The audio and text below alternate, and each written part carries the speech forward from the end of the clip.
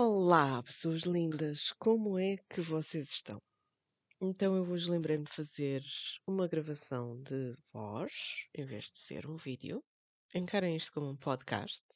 Não sei se vocês sabem, mas ao longo dos anos eu fui de vez em quando fazendo podcasts. Algumas das coisas ainda estão disponíveis online, nomeadamente na plataforma SoundCloud, mas não só.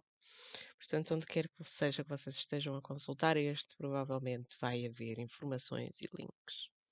Então, o que é que me leva aqui hoje? Eu estou a ler um livro muito interessante que se chama The Japanese Mind. É editado por Roger Davies e Osamu Ikeno. Este livro é editado pela Tutle, que é T-U-T-T-L-E, que é uma editora muito interessante, que tem muitos livros da esfera dos estudos japoneses, dos estudos asiáticos em geral. Já agora, uma pequena side note. Estudos japoneses é normalmente considerado como um tipo de area studies, no sentido em que é American Studies, Asian Studies, so on and so on. Mas contemporaneamente, e é nessa escola que eu me inscrevo mais, fala-se de estudos japoneses como sendo entender a cultura, a sociedade, a história, o património cultural do Japão e até mesmo a ciência e a tecnologia do Japão, de uma maneira que tanto pode ser considerada interdisciplinar como transdisciplinar. Identifico mais com a transdisciplinaridade, no sentido em que identifico um objeto de estudo e depois vou buscar as disciplinas que são necessárias para entender esse objeto de estudo ao longo de muito tempo, com muito trabalho de campo. Portanto, não só de uma maneira livresca e académica, mas também com muito trabalho de campo. Então, end of side note. Este livro do Japanese Mind é realmente muito interessante. Ele levou-me a pensar em muitas coisas.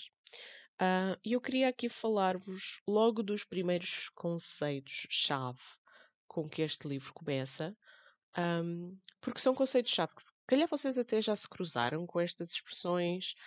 Se vocês se interessam por cultura japonesa na internet, se calhar já se cruzaram com isto. Mas vou partilhar com vocês um bocadinho do que é a minha reflexão, da minha experiência já de estar há mais do que 10 anos a lidar com a cultura japonesa e a estudar estudos japoneses, e também de algum insight interessante ao nível da organização do pensamento que este livro me trouxe. Então, o primeiro conceito que vamos falar dele, e depois o segundo conceito, vamos voltar a este primeiro várias vezes, é o de Aimai. A-I-M-A-I, se quisermos transferir a palavra japonesa para alfabético. É assim que se escreve, obviamente, a japonesa é com caracteres. Aimai é um estilo de comunicação, ou pode-se considerar um estilo de comunicação, que tem a ver com a ambiguidade, com o que está implícito. Usando aquela expressão muito popularucha portuguesa, seria ler entre as linhas. Portanto, aquilo que não é dito, está implícito, pode ser considerado Aimai como um estilo de comunicação que preserva mais a incerteza, a indistinção, a obscuridade, mas também lhe pode ser dada uma interpretação positiva. E na cultura japonesa, eu creio que é predominantemente uma conotação positiva. Portanto, na cultura japonesa é muito importante vocês comunicarem de uma maneira que não causa fricção, não causa oposição, não causa choque. Quando não concordam claramente com uma coisa, não dizem que não concordam com essa coisa. Podem inclusivamente ser coisas totalmente contraditórias. Estou-me um bocado a rir porque isto já me aconteceu. De facto, quer dizer, mas se vires bem, isto é assim. E outra pessoa é, não é? Mas também é o seu contrário. Portanto, pode parecer muito estranho, mas os japoneses não vão dar-vos uma negação, não vão dar-vos uma contradição, não vão dar-vos uma opinião diametralmente oposta daquela que vocês acabaram de expressar, porque isso é introduzir fricção na conversa e potencialmente colocar em risco o relacionamento entre as pessoas. Ao nível da comunicação, e estou a dizer todos os tipos de comunicação, não só a comunicação verbal, a concordância ou, no máximo, a ambiguidade, a incerteza e a indefinição são sempre escolhidos e a negação, a contradição são sempre não escolhidos. É extremamente rude negar. Então, Aimai é um estilo de comunicação que é muito útil na sociedade japonesa porque permite a não confrontação e também permite uma outra coisa, que é a não exclusão.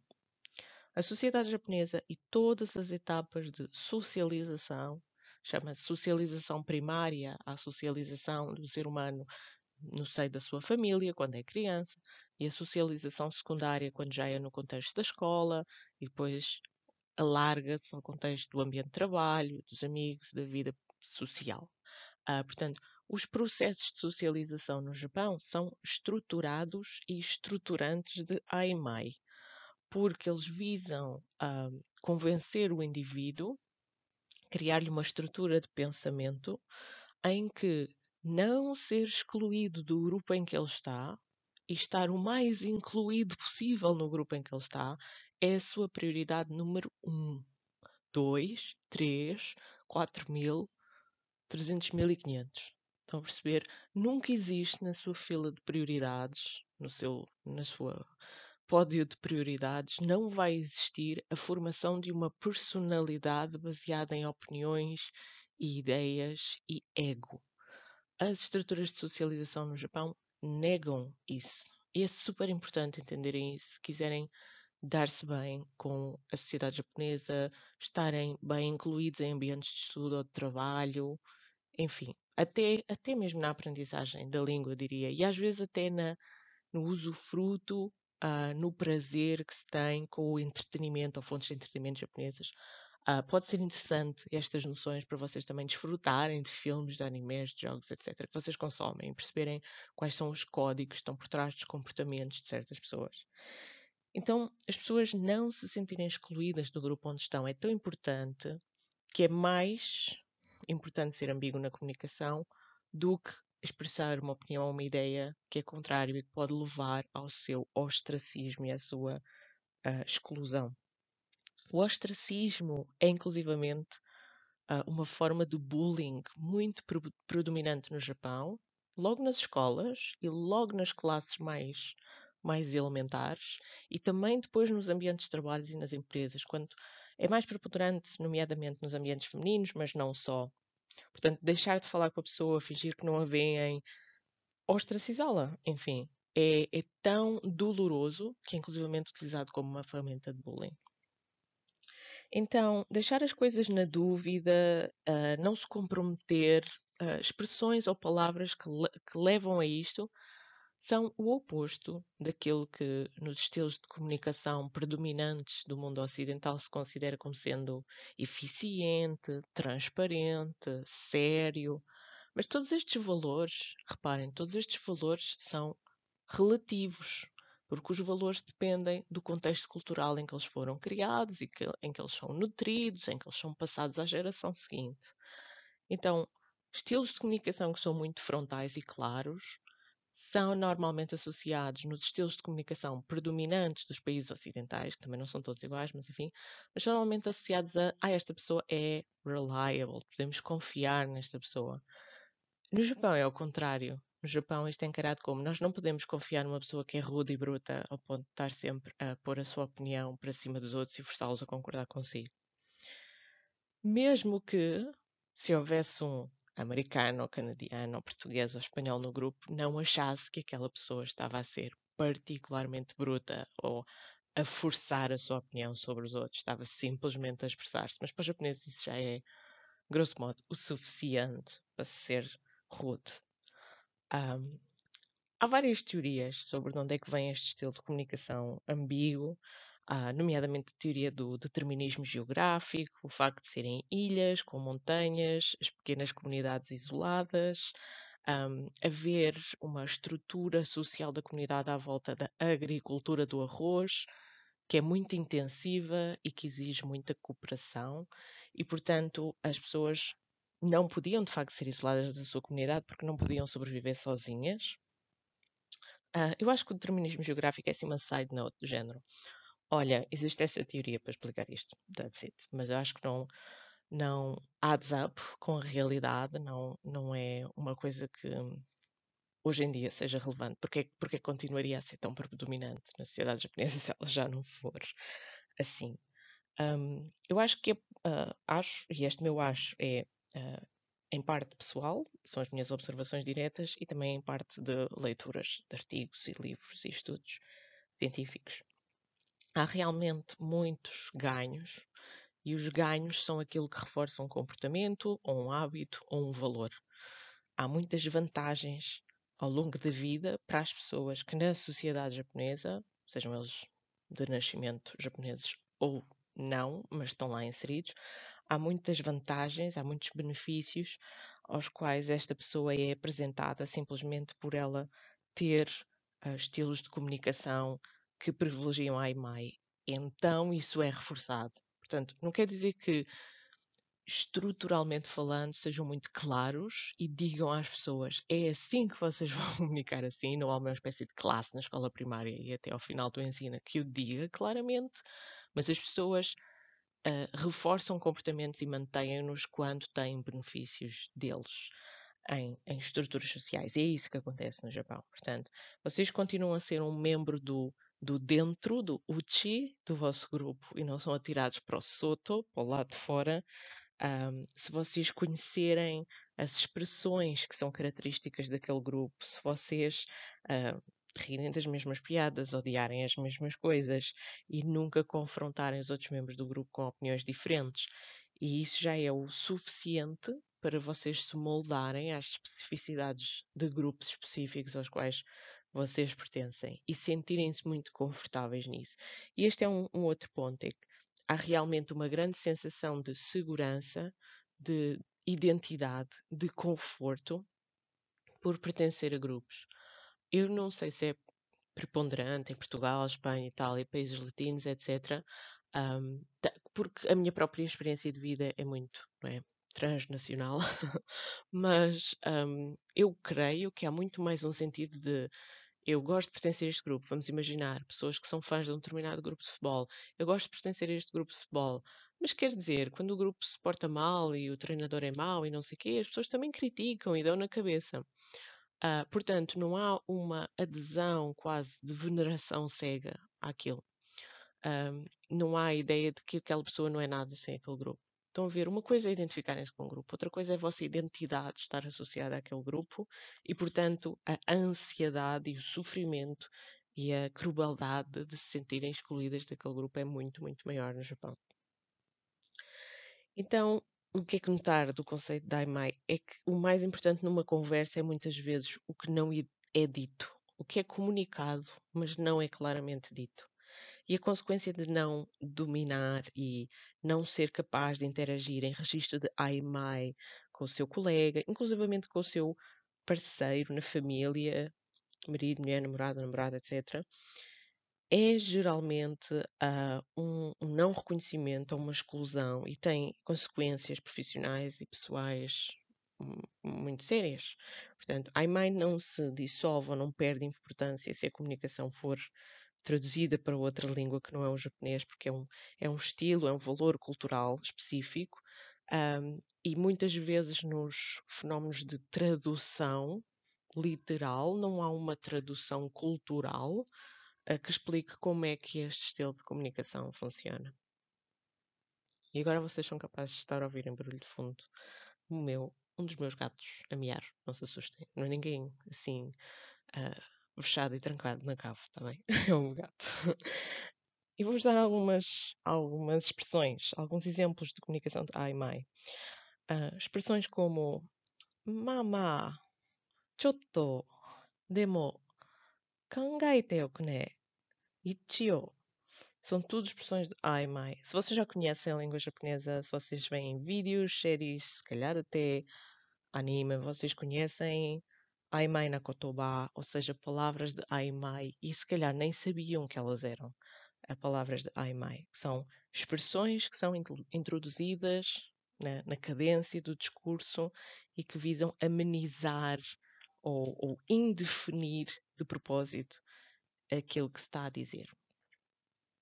E só para limar as arestas ainda mais do que é o conceito de ai mai, Aimmai não é inato, não é orgânico, não é natural na sociedade japonesa. É realmente construído e depurado deliberadamente. Há ferramentas educativas específicas para isso. A falta de domínio próprio na prática, o déficit da Aimmai, é realmente considerado na sociedade japonesa como infantilidade. E essa é uma coisa que eu queria deixar aqui ficar no final. Não é só vocês não dominarem uma ferramenta. É vocês não serem maduros enquanto seres humanos.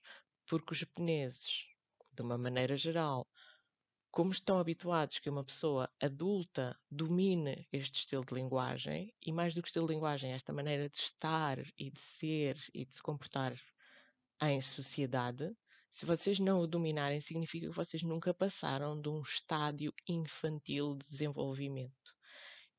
E pode até ser considerado como falta de inteligência. Portanto, é mais do que simplesmente serem mal educados. Estão a perceber? Queria deixar-vos com isto claro. As crianças logo no Japão, na infância no Japão, as crianças são elogiadas quando a sua forma de se expressar deixa de ser como bebés e passam a exibir algum entendimento implícito do que é Aimmai, mesmo quando não lhes é claramente dito que tem que ser assim. Se vocês não quiserem soar a bebés no Japão, não literalmente falando, porque lá está, não é ao nível da tradução verbal direta, mas de tradução cultural. Se vocês não quiserem ser encarados como os outros, como mentecaptos ou infantis, isto é uma dimensão do estilo da comunicação em língua japonesa e do estilo de comportamento na sociedade japonesa que vocês têm que estar atentos. Um outro conceito que ainda por cima tem um nome que soa muito parecido a Aimmai. O segundo conceito é Amae, A-M-A-E, se quiserem pôr em fonética. É uma coisa diferente, mas também tem alguma relação. Amai é literalmente depender da benevolência de outrem, ou confiar que outrem vai gostar de vocês, ou expressar amor ou cuidado por vocês. E a AMAI é fundamental para compreender a formação da estrutura da personalidade, coisas como os relacionamentos interpessoais e familiares, decifrar ou intuir as dinâmicas por trás de certas situações sociais. Em que é que uma coisa depende da outra? E eu, nesta gravação, neste podcast, digamos assim, não vou explicar a profundidade completa de Amae, porque isso vai merecer todo um episódio. Mas aqui vou só dizer-vos o seguinte: vocês podem eventualmente falhar, com muitas aspas, em serem perfeitos no domínio de Aimmai se vocês tiverem uma relação Aimmai com alguém.